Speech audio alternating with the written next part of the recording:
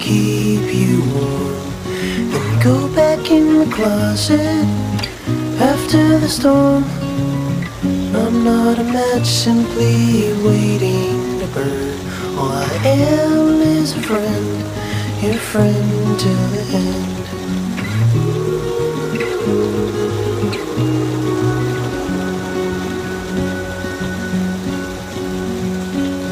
I'm not your impression of a city wish. You loved more than everything you gave for it. I'm not here to criticize the risk. All I am is a friend, your friend till the end. All I am is a friend, your friend till the end. So yun na nga, ang tanong, why do you stop vlogging sa YouTube? Nag-stop ako for several reasons. Parang feeling ko ako yung candidate na tinatanong ni Gloria Diaz. True. Ang hirap pala sagutin. Actually, I really don't know kung bakit ako nag-stop. Pero, when I lost Lloyd, it felt meaningless, I can say. Parang, it's not the same anymore. And alam mo naman, di ba? As a friend, you know that he is the reason why I am even here. He is the reason why we started vlogging. And mahirap kasi mawala ng isang best friend. It's not easy, kaya please huwag kang sumunod. Huwag ka mag-alala, yung isang friend pa natin yung susunod. May mauna ba? May mauuna. Ilan pa yun? Mahirap because alam mo, you know how we are. We were inseparable. Diba? Parang hindi mo na kami mapaghiwalay ni Lloyd. And we've proven that so many times over the years. He trusted me enough. I trusted him. To the point na even pa nag-aaway kami ni Harold, kung magka-aaway kami, the very first thing that I do is aalis ako ng bahay. Just so hindi kami magkasagupaan ni Harold. Magkasagutan. Natatakbo ako kay Lloyd. Na pagdating ko niya, bari nag-aaway na naman kami. Siya, ay, ano bang bago? So he was the first person in mind every time I'm down, alam ko may tatakbuhan ako, may pupuntahan ako, may malalapitan ako. And it went on for so many years. Siguro the year that we met, 2012, 2013, yun na yun, siya na yung confident ko, siya na yung tinatakbuhan ko. And it's the same as well for him. Ako na din yung tinatakbuhan niya, takbuhan niya. So we made plans, we created our future. Sabay namin naaabot yung mga pangarap namin. Him being the Lloyd Cadena that he is, and me being at the back of the camera, managing his career. So it went on and on. And it really bloomed into a relationship like no other. Sabi ng iba, magjowa kami. And then nag-evolve. Hindi na kami magjowa. Magkapatid na kami. Kambal. So the relationship, and everyone saw it in front of the camera, at the back of the camera. Everyone who knew us personally and everyone who knows us, they know na pag nandiyan si Lloyd, nandiyan si Ellie. True. Kasi hindi kami nga naghihiwalay. And even during the pandemic, alam mo ba, bakit lagi ako nasa Cavite? Ayun ni Lloyd. Hindi lang dahil kay Lloyd. Ang kwento niyan, noong 2019, because nakaipon-ipon naman kami na ni Harold, we decided to buy a house quietly. Right. So bumili kami ng bahay sa Cavite, sa Lancaster, because of my tita, who is an agent. So sige, nag-design na kami na, sige, let's go get a house.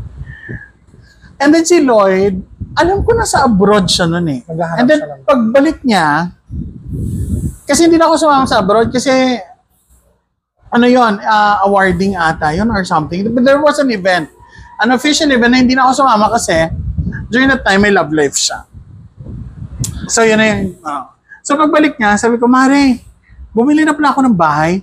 Tapos gulat na gulat siya, sabi niya, ha? Sabi ko, bumili ako ng bahay kasi baka naman magastos pa namin yung ipon. Sabi niya, gagaka, hindi mo muna ako sinabihan. Tara na, gusto ko din ng bahay. Siyempre, Lloyd Cadena siya. On the spot yan, gusto niya din ng bahay. Sabi niya, doon tayo sa Cavite para magkalapit na tayo, Mars. Sabi ko, wala akong takas kay Lord. Go, sige. Punta kami ng Cavite. Kinausap ko yung tita ko, so ikot-ikot kami ng bahay. At tagal-tagal namin din nag-ikot. And then eventually, was able to get a house. Yung house ko, pre-selling, meaning tinatayo pa lang. Tayo pa lang. Yung kanya, binili niya RFO. RF na, ay, bongga yun. Ay, oo, lilipatan na lang agad. Bongga na lagi. Oo, lilipatan na lang. And so, that happened. Bumili siya. Originally, yung bahay ko sa inyo, Redford. Yes. But then, sabi ni Lancaster, parang hindi nila kayang ma-meet yung Sa bagay. promise date nila kung kailan mati-turn over. Turnover. So, ang ginawa nila, they offered me a discount sa kinuha kong bahay. And then, they asked me if it was okay for me to move houses. Kung ililipat nila ako sa ibang village. And I said, yes. Alam mo saan ako nilipat? Sa doon. Sa kung saan yung, hindi ko na ibabanggitin yung address, pero doon kung saan kami ngayon. Which happened to be a village connected to Lloyd's Village. The only one village na connected. The only one na connected. So, nasa isang village kami, basically. So, yun yung kwento. Parang tinadhana nga. And during those times, kasi siya palang nandito, siya palang nakatira dito, because I was still in Makati, inaabangan niya yung bahay ko na matayo. So every now and then, pupunta siya doon, mag-i-e-bike lang siya from their house, kasi malapit lang, then pipicturean niya, ay, Mari, malapit na. So, ganun yung kwento niya. Hindi namin ginusto na hindi namin plinano na talagang magkatabi kami. Almost neighbor talaga. Almost neighbor. But then, as fate would have it, nilipat nga ako. And, alam nyo ba na, first time nyo itong malalaman, alam nyo ba na nagplano na kami na we will stop YouTube na din talaga. Pag nakalipat na kami both sa Cavite. Because during that time, 2020 na rin, pandemic na eh. So, nagplano na din talaga kaming lumipat. Nagplano na din talaga siya because he felt like nagawa niya na lahat ng content. Wala na siyang magagawa, hindi niya na alam kung ano gagawin pa. He told me na, Mari, pag nakalipat na tayo dito, and after this pandemic, pag natayo na yung bahay na renovate na and all, tigil na tayo mag-vlog, let's do something else. So, sabi ko, okay lang naman sa akin, let's stop doing vlogs na kasi I know you're tired, I know you're ano na din. Kaya parang apparition na pala yun. Yeah. Sabi niya, ayoko na mag-vlog. Sabi ko, okay lang. Sabi ko, perfect naman to yung setup natin kasi para tayong mga titas of titas of Cavite. Maghahatiran na lang tayo ng ulam. E-bike na lang. But knowing Lloyd, for sure lagi yung nakatambay sa bahay ko. Sure na sure ako.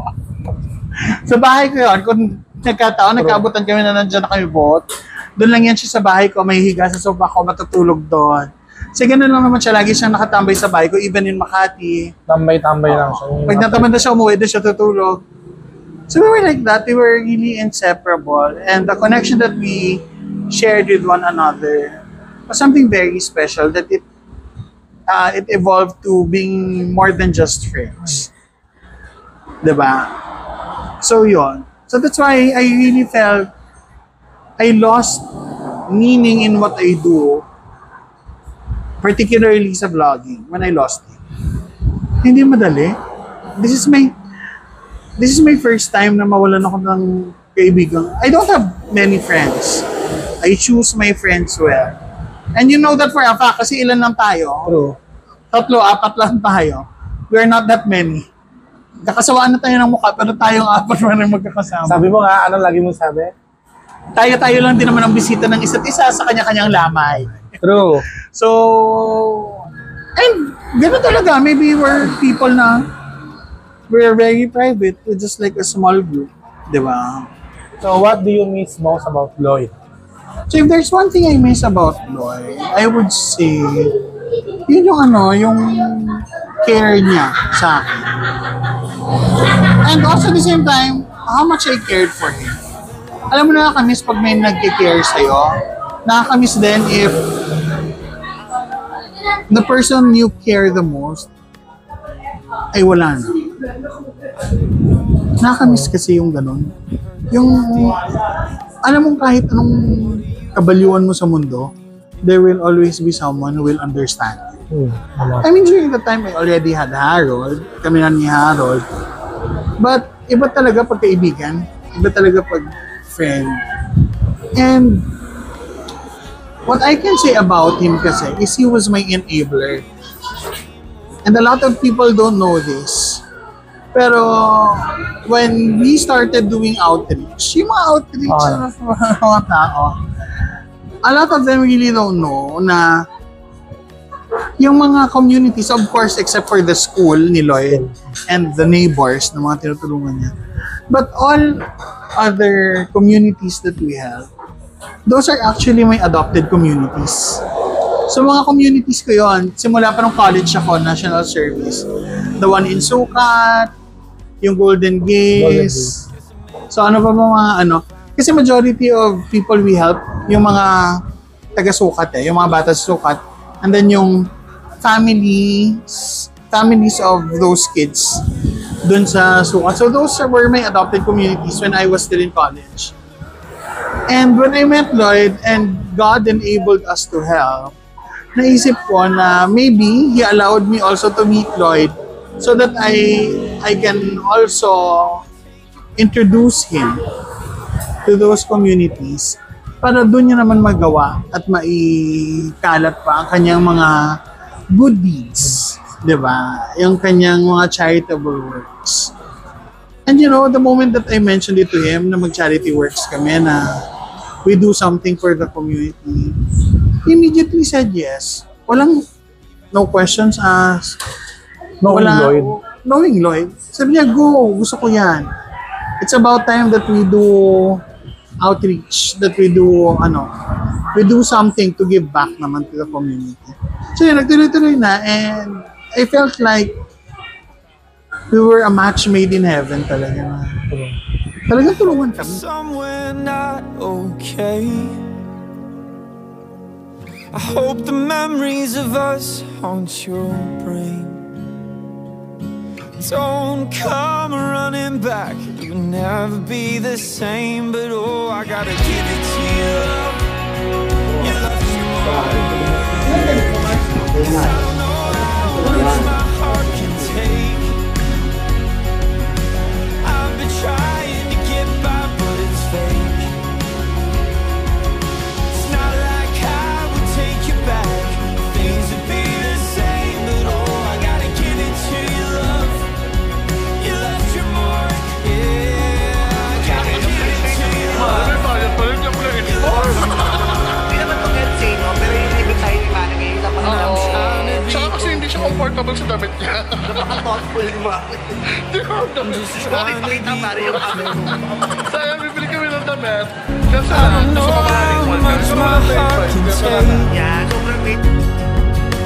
I've been trying to get by, but it's fake. It's not like I would take you back. Things would be the same. Oh, I gotta give it to you, love. You left your mark, now I'm trying to be okay.